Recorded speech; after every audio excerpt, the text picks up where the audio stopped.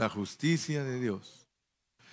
Fíjese que hemos hablado de varios atributos. Varios atributos.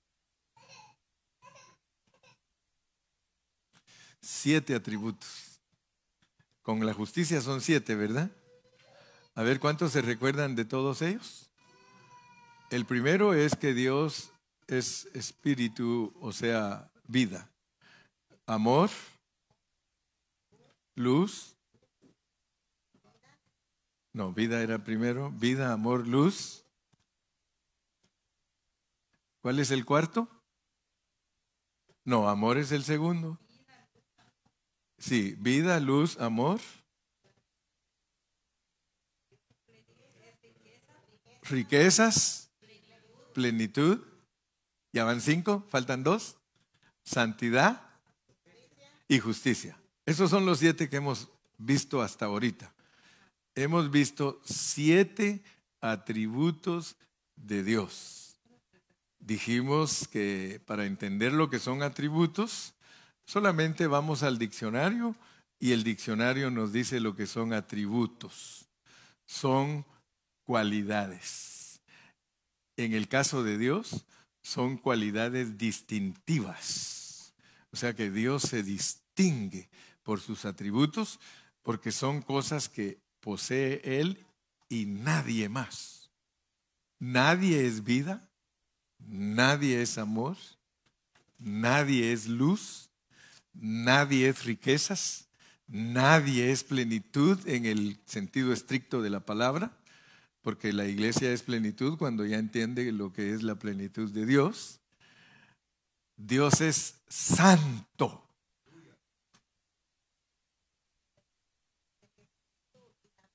Es lo mismo, sí, espíritu. Espíritu y vida es lo mismo, por eso dijimos que Dios es espíritu y eso es vida. Y Él es amor y Él es luz.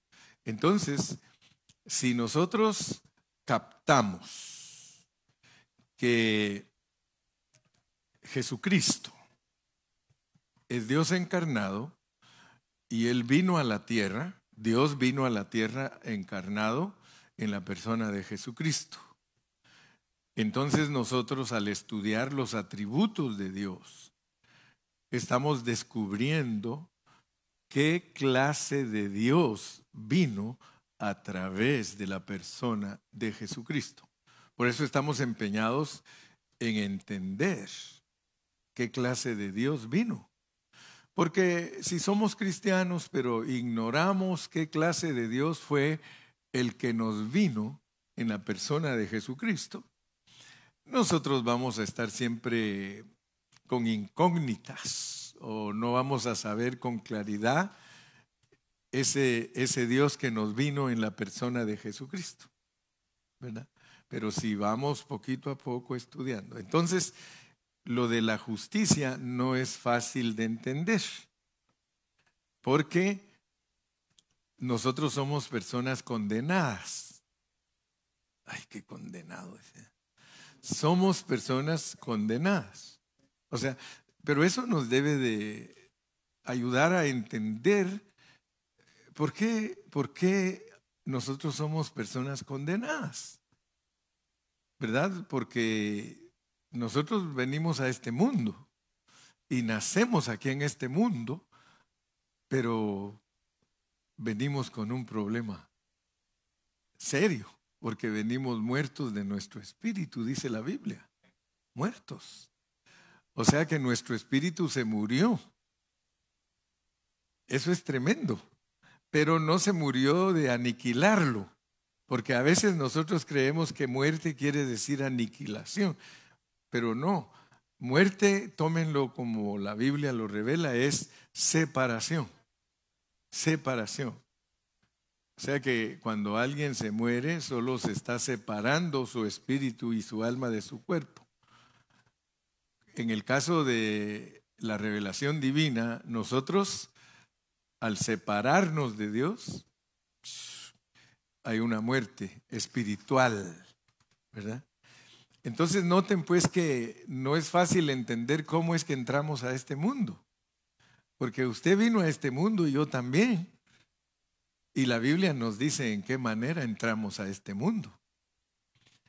Y aún más, fíjense que tenemos, yo creo que doble problema, porque nos pone en un cuerpo caído. Fíjese que Dios no nos puso en un cuerpo glorioso, sino en un cuerpo caído, que el apóstol San Pablo dice que somos miserables. Dice, miserable de mí, ¿quién me librará de este cuerpo de muerte? O sea que nosotros, de acuerdo a la enseñanza de Pablo, porque es muy importante entender a Pablo, el que no se abraza de Pablo nunca va a entender la Biblia. Yo me recuerdo que una hermana hace unos 2 años me dijo, usted es paulino, me dijo. No, le digo, yo soy cristiano. No, pero usted es paulino porque usted habla mucho de Pablo. Bueno, le digo, es que el cristiano que no se abraza de Pablo nunca va a entender la Biblia, porque la Biblia claramente dice que él es el perito arquitecto. Nos puso un perito arquitecto que nos enseñe la Biblia. Y además dice que él fue llamado apóstol no por voluntad de hombres, sino voluntad de Dios. Y además todavía dice, a mí se me encomendó completar la palabra de Dios. Entonces para nosotros es súper importante el apóstol San Pablo. Y él es el que nos enseña todos esos conceptos que los judíos nunca han entendido ni entenderán hasta que Cristo regrese, ¿verdad? Los tiene cegados en parte, pero Pablo, siendo judío, dijo, soy un abortivo porque a mí me declaró Dios esto y esto y esto y esto. Entonces, para entender uno la justicia de Dios, tiene que ejercitar sus pensamientos, tiene que no creer y dar por sentado que ya entendió, porque la justicia de Dios es ponernos a nosotros en una situación negativa. O sea que Dios nos puso a nosotros en una situación negativa. Y eso desde antes de la fundación del mundo. Nos puso en una situación en donde nos dijo, ustedes están presos. Ustedes fallaron, ustedes están presos. Pero muy poquitos cristianos saben que en la vida del Espíritu es que resultamos presos, no aquí. Aquí ya solo estamos viviendo lo que nos pasó en la preexistencia. En la preexistencia fue que Dios dijo y declaró caso perdido.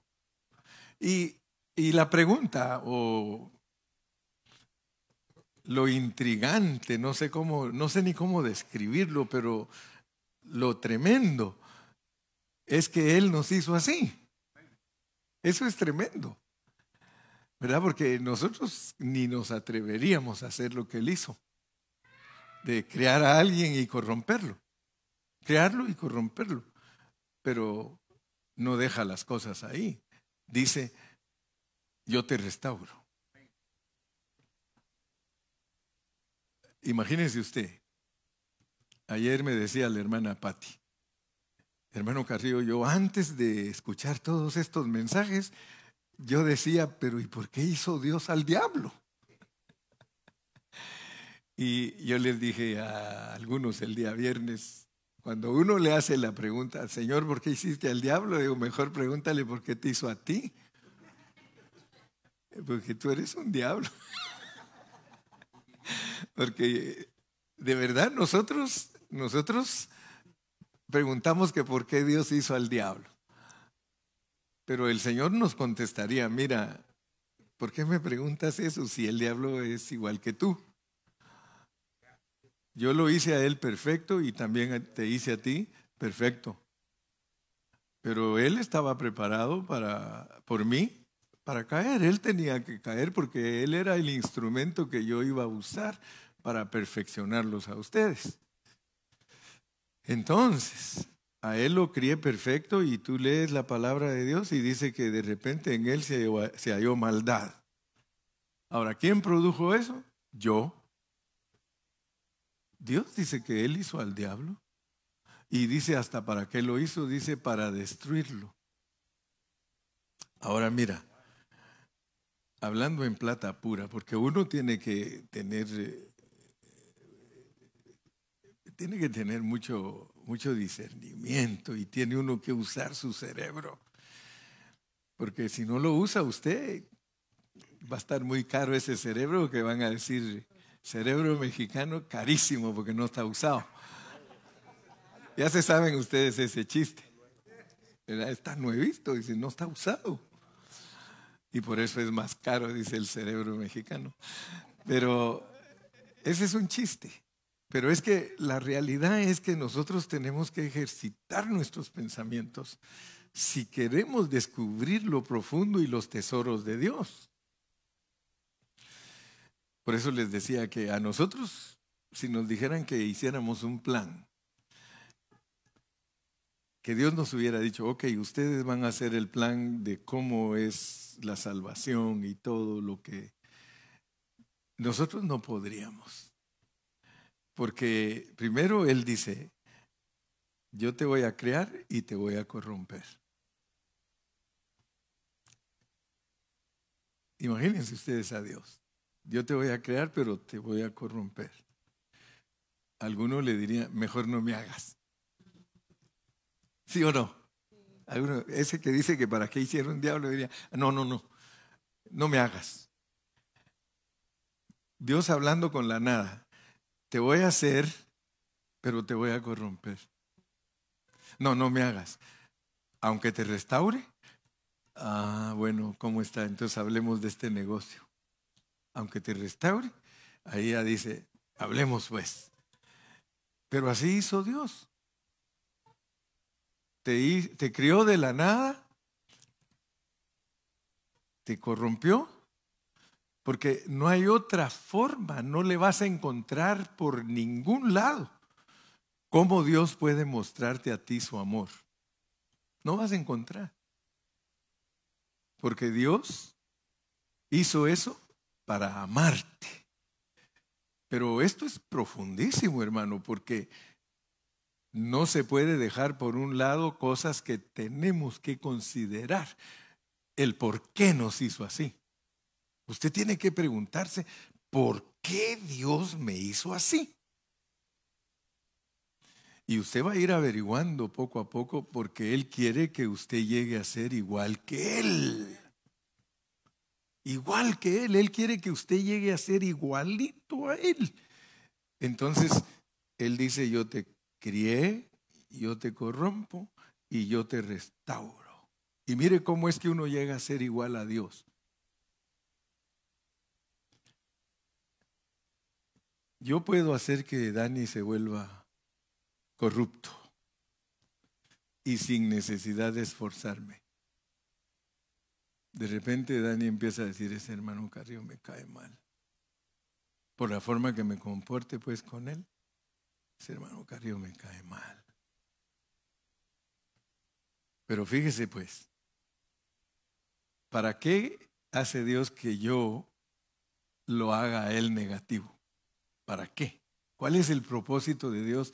Escuchen bien pues, porque si no, no van a entender su familia, ni su matrimonio, ni su jefe, ni todo lo que les pasa. Porque Dios produce, pero vamos más profundo. Él quiere que tú seas igual a Dios. Entonces vengo yo y provoco en ti cosas negativas. Yo te vuelvo negativo. Y tú en vez de amarme, ¿qué vas a hacer? Odiarme. Pero Dios quiere que Él sea igual que yo. Perdón, igual que Él. Él quiere que Él me ame. En lugar que me aborrezca y que me odie, porque yo le estoy siendo tropiezo. Entonces Él dice, yo lo perdono a este que me hace la vida dura e imposible, se parece a Dios. Porque Dios quiere que uno ame a sus enemigos. Y por eso es que hay dichos con mucha sabiduría entre nosotros. Por ejemplo, dice que del amor al odio hay un paso y del odio al amor otro. Usted sabe que hay personas que de repente lo odian a uno. Mire, a mí me ha pasado, hay hermanos aquí que son tan sinceros que lo confiesan. Dice, cuando yo lo conocí a usted me caía mal. ¿Sí? Dime, me caías gordo, pero ahora me caes, pero súper bien. ¿Qué pasó? Aprendió a amarme. Aprendió a amarme. Entonces la justicia de Dios no es fácil entenderla porque Dios dice que si el justo cayere porque Él le pone tropiezo. Por favor, miren, analicemos bien la Biblia, no nos confundamos, tengamos una visión, una revelación clara. Fíjese que la Biblia en Ezequiel dice, si el justo yo le pusiere tropiezo. O sea que Dios te puede poner tropiezo, pero es para tratar contigo, pues. Entonces la justicia de Dios, y como ya le di tanta vuelta al asunto, es para decirte que Dios te hizo así, pues ruin. Que Dios te hizo ruin. O sea que Él te crió y te corrompió, ruin. ¿Pero para qué? Para mostrarte su amor. No hay manera que Dios te pueda demostrar a ti su amor si Él nunca te hubiera metido zancadilla. Pero Él te metió zancadilla porque Él quiere enseñarte cuán rico es Él. Ese es el plan de Dios. Exacto. Nos tiene que poner en una posición negativa, dilo otra vez, para. Imagínese este teólogo aquí, el hermano Dani sabe lo que está hablando. Nos tiene que poner en una situación en la que nos volvamos miserables para tener misericordia de nosotros, para amarnos, pero lo más tremendo es la justicia, porque Él te puso preso. O sea que ese es su beneplácito, ese es su antojo. Por eso es que muchos no entienden a Dios. ¿Quién va a entender a un Dios que lo mete preso?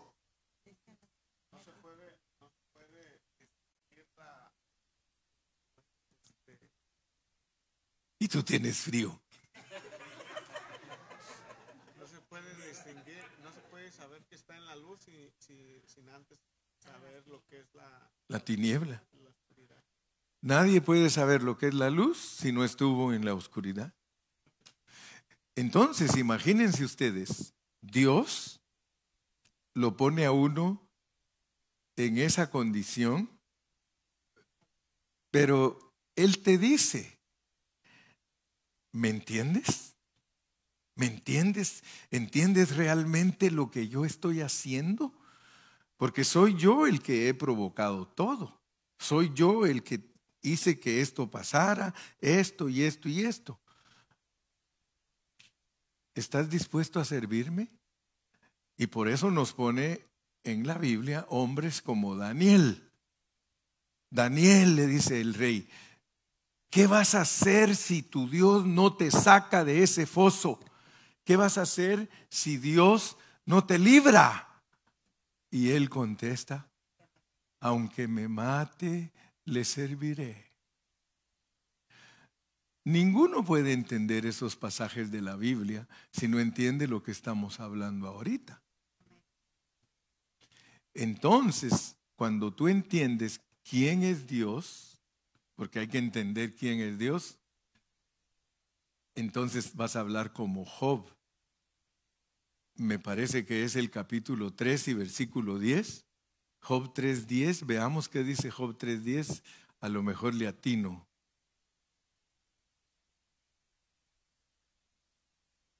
No es ese, no le atiné.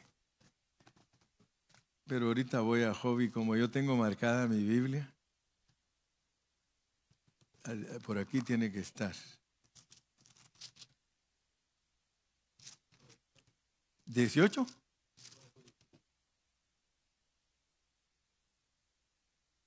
Donde dice, en todo esto Job no pecó.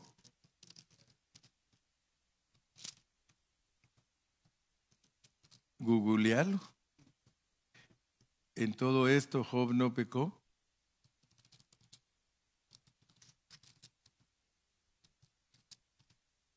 ¿1:22? Vamos pues a 1:22. Sí, ahí está bien. En todo esto no pecó Job, ni atribuyó a Dios despropósito alguno. Pero hay otro también que donde dice en todo esto no. ¿El 10? ¿3:10? Ah, gracias. Ese, si es que era 10, ya vieron. Era 10. Miren cómo dice Job 2:10. Y esto nos debe de ayudar mucho para entender la justicia de Dios. Y él le dijo, como suele hablar cualquiera de las mujeres fatuas, porque la esposa le dijo, maldice a tu Dios y muérete. Y él le contestó, como suele hablar cualquiera de las mujeres fatuas, has hablado. ¿Qué?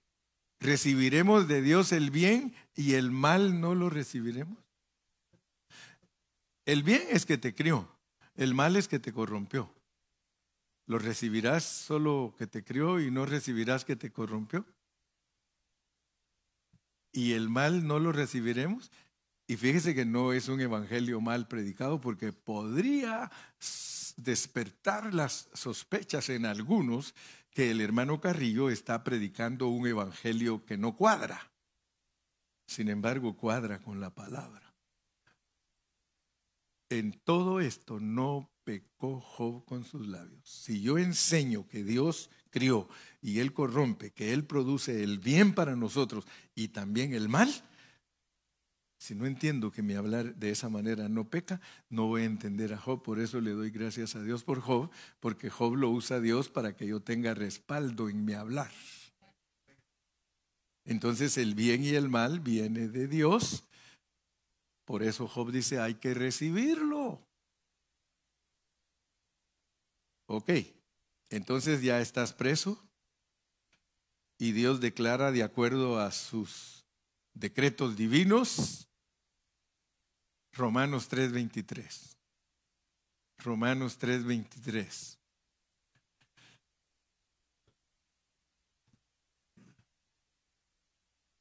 Por cuanto todos pecaron y están destituidos de la gloria de Dios. Y si buscamos otro versículo, no hay justo ni aún uno. Todos. O sea que a todos nos sujetó Dios, a pecado, a todos nos metió presos.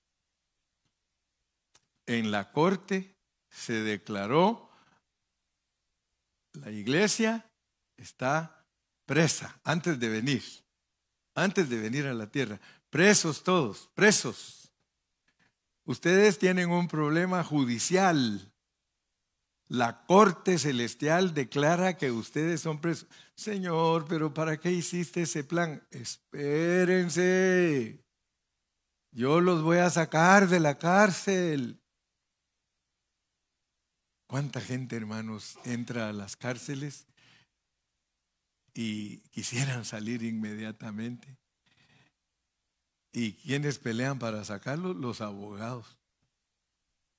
Mire, ahí hay un caso de unos muchachos que mataron a sus padres, los Meléndez, y que ahora los quieren sacar de la cárcel. El mismo, fíjese, el mismo juez que los condenó y el mismo detective que los investigó, dice, ahora hay pruebas de que son inocentes.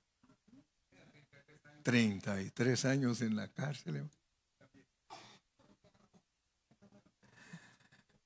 Imagínense, Dios permite todas esas cosas para que nosotros pensemos, para que pensemos, ¿verdad? Imagínense que cuánto tiempo pasó para que tú fueras liberado.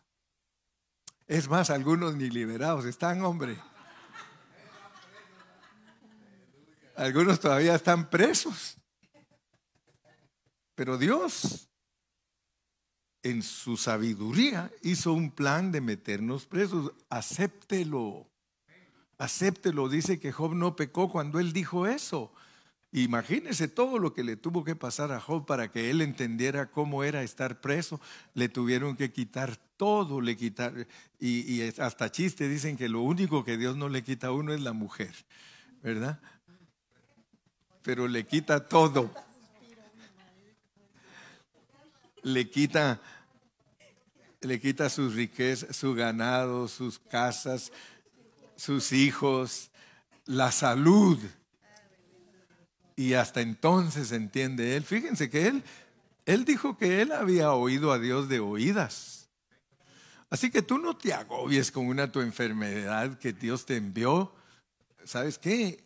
Actúa con fe y dile, yo sé lo que tú estás haciendo conmigo. Hermano, Dios sabe lo que está haciendo contigo desde antes de la fundación del mundo. Él sabe lo que está haciendo contigo. Entonces, cuando tú ya entiendes la justicia, ustedes ven que al principio de la Biblia no había ley. Dios no puso la ley desde el principio de la Biblia, la puso hasta en Éxodo. Y luego en el Nuevo Testamento nos dice que fue por causa del pecado. Entonces dice que según la ley se frena el pecado, ¿verdad? Pero lo tremendo es que no se frena, sino que se aumenta. Se aumenta el pecado. Dice que sobreabundó el pecado, sobreabundó la gracia. O sea que cuando usted le pone ley a la gente, usted la pone más presa que lo que está. Más desenfreno. Entonces, la justicia de Dios, porque para hablar de ciertos versículos tenemos que saber todo esto que se llama preámbulo, todo esto que yo les explico a ustedes antes de darles algún versículo, porque vamos a leer ahorita ya versículos para ir terminando el tema de la justicia. Leamos Romanos 1:17. Romanos 1:17. Ahí está, me pusieron el texto. Gracias, hermanos. Como está escrito, no hay justo ni aún uno. O sea que todos condenados. Por cuanto todos pecaron, están destituidos.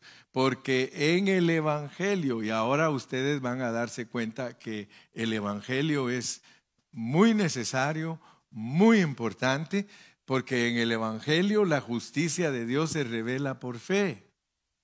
Porque en el Evangelio la justicia de Dios se revela por fe. Ahora, la pregunta es, ¿cómo se revelaba la justicia en el Antiguo Testamento? Porque sí, por la ley. La justicia en el Antiguo Testamento, si alguien quería ser justo, tenía que guardar todos los mandamientos, pero con uno que fallara era culpable. Entonces, en el Antiguo Testamento dice que no son justificados los oidores de la ley, sino los hacedores son justificados. O sea que si alguien cumplía la ley, era justificado, pero como eso no se podía, el único que pudo cumplir la ley fue el único justo, que es Cristo. Pero en el Nuevo Testamento, porque en el Evangelio del Nuevo Testamento, la justicia de Dios se revela por fe y para fe. Fíjense pues, porque nosotros bregamos alrededor de muchas enseñanzas. Nosotros tenemos conocidos cristianos de todos colores y sabores.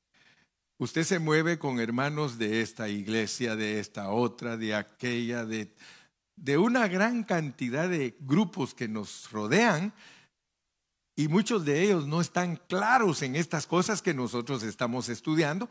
Por eso es que ellos no hallan el camino.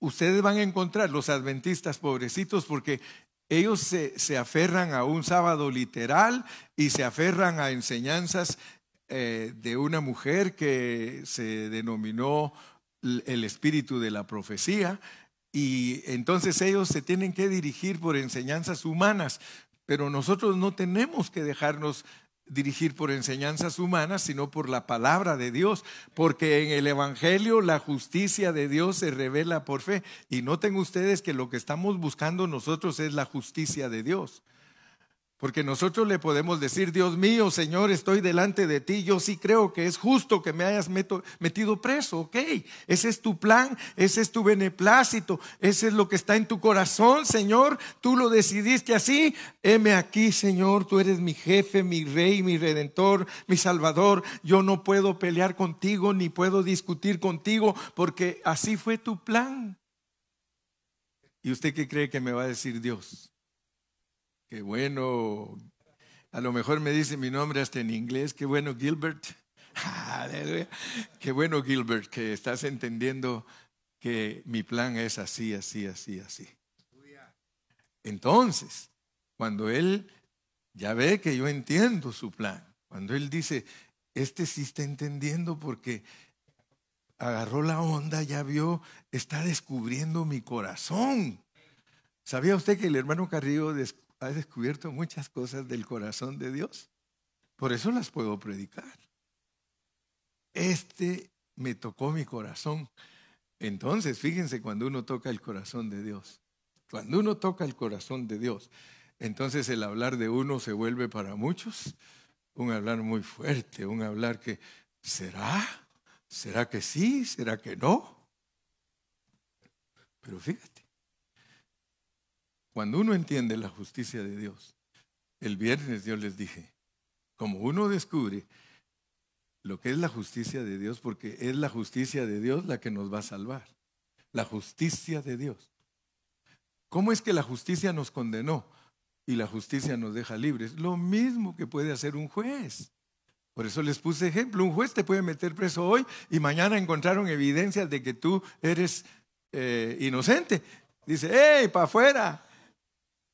¡Libre! ¿Cuántos años estuviste preso? 40. Y eras inocente. A ver, dice el gobierno, dele vamos a ver cuánto este hombre ganaba por año. Por eso es que 40 millones, hasta más de la cuenta le dan. Sale compensado de la cárcel. Hermano, tú saliste pero recompensado. ¿Por qué? Porque la justicia de Dios, Él dijo, es por fe. La justicia de Dios es por fe. Vamos a ir, para terminar hoy, vamos al capítulo 10 de Romanos. Con el capítulo 10 de Romanos vamos a entender por qué Pablo tenía una gran carga respecto al pueblo de Israel. Porque el pueblo de Israel estaba yéndose por un camino torcido. Dios les dio su palabra, pero ellos se fueron por otro camino. Romanos capítulo 10. Desde el versículo 1 dice, mire cómo habla Pablito. Por eso soy Paulino. Hermanos, ciertamente el anhelo de mi corazón y mi oración a Dios por Israel, por los judíos, es para salvación. Yo quisiera que ellos se salven. Versículo 2.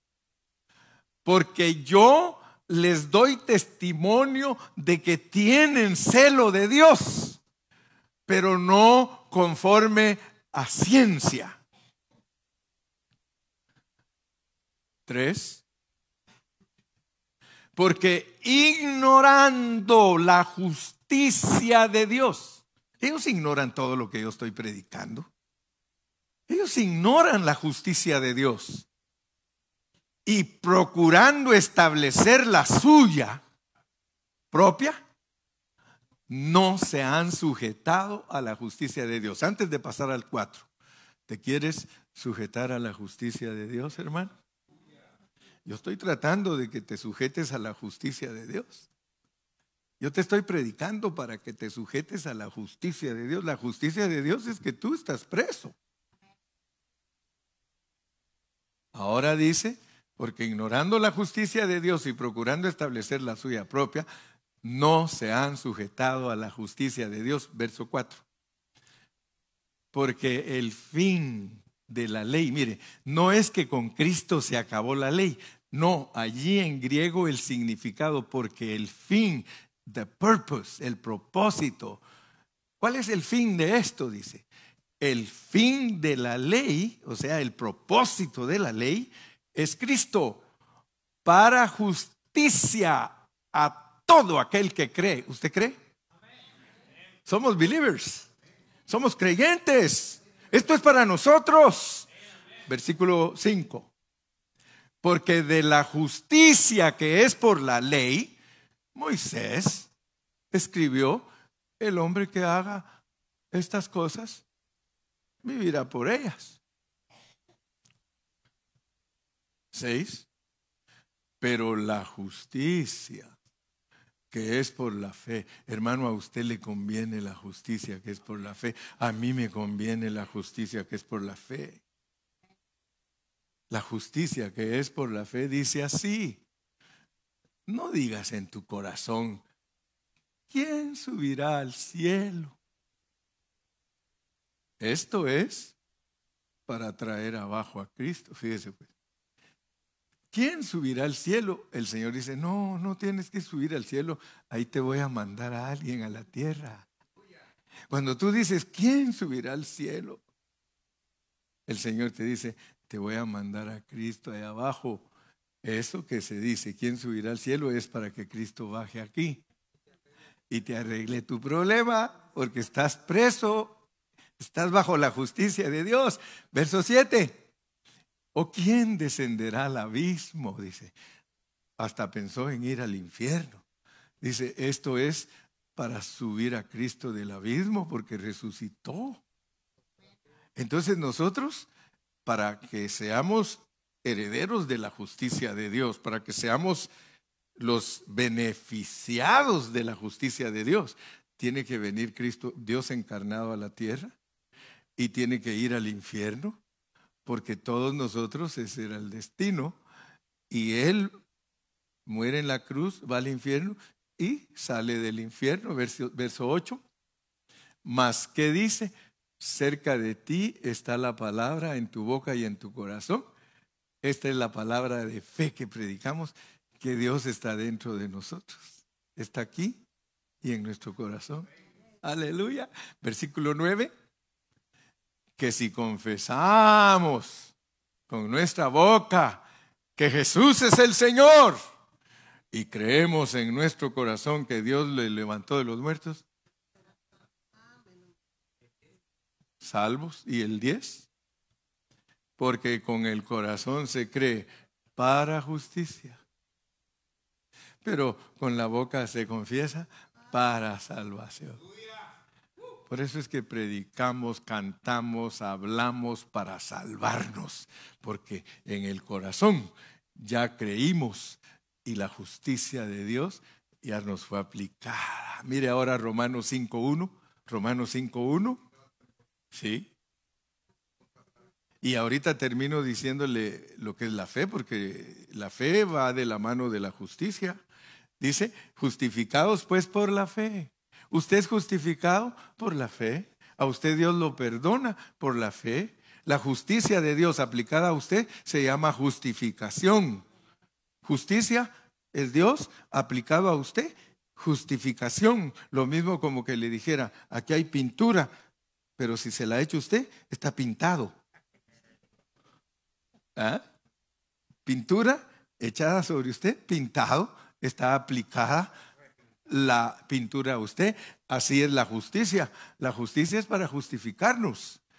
Si la justicia como pintura nos la echan encima, estamos justificados. ¿Y por qué? Por creer. Tenemos paz para con Dios. ¿Se dio cuenta?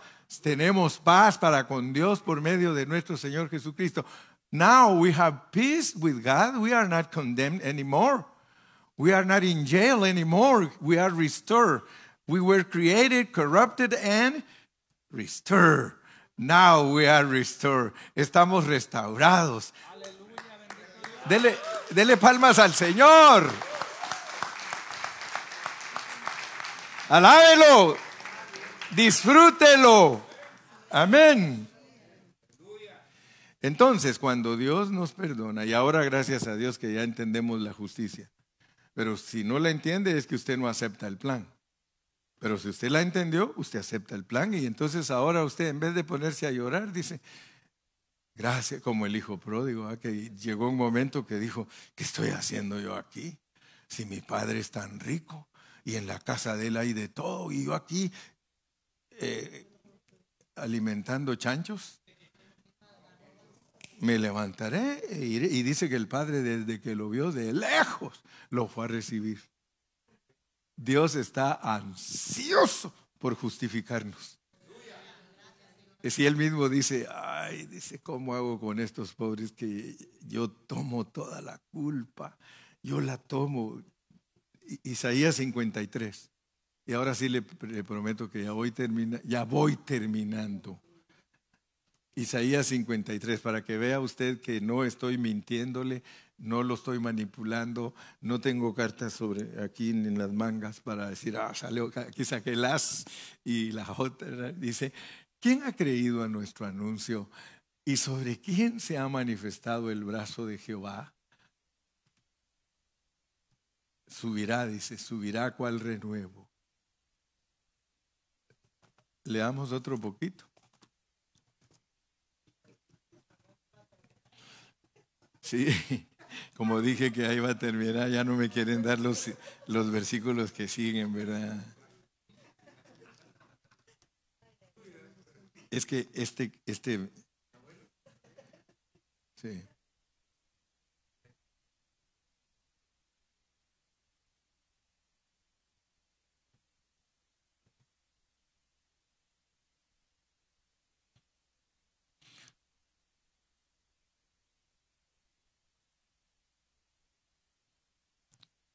Man, you are sorry.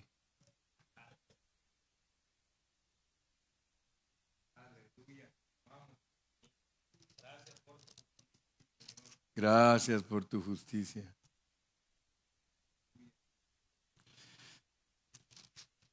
Esta parte que se me había perdido, pero ya la encontré.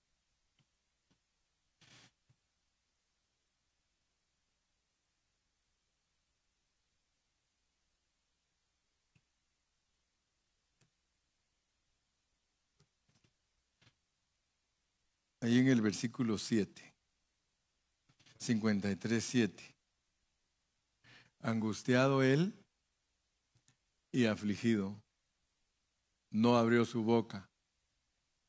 Como cordero fue llevado al matadero y como oveja delante de sus trasquiladores, enmudeció y no abrió su boca. Ese versículo, hermano, a mí siempre me había hecho pensar. Siempre decía yo, ¿por qué Cristo se dejó crucificar callada la boca? Porque Él sabía que cuando crió al hombre, lo metió preso. Y para libertarlo, Él dice, ¿cómo voy a decir algo si esto es lo que tengo que hacer para salvarlo, para sacarlo de esa condición, para justificarlo, para ponerlo recto delante de mi Padre? Entonces entendemos que Dios cargó todo el pecado sobre Él. O sea que Cristo no iba a llevar todo el pecado de nosotros si Él no hubiese tomado la responsabilidad de nosotros. Él crió, Él corrompió, pero Él restauró. Y Él toma toda la responsabilidad. Él dice, nos puede decir, mis hijitos, yo los metí a todos los problemas que ustedes han tenido que pasar para venir a este mundo, pero yo me los traigo de regreso y me los traigo al revés, completamente gloriosos, como los crié, Olvídense de la corrupción, yo los traigo de regreso a mi seno en la manera original que los crié, y por eso es que nosotros regresamos como la Nueva Jerusalén, una ciudad totalmente llena de gloria. Dele palmas al Señor.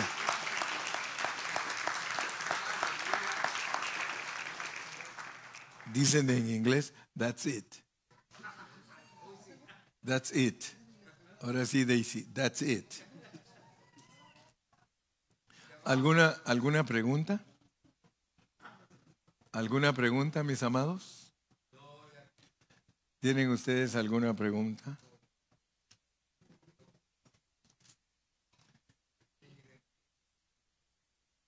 ¿Todo bien? Como dicen por ahí, ¿listos como para ir a tomar un buen lunch?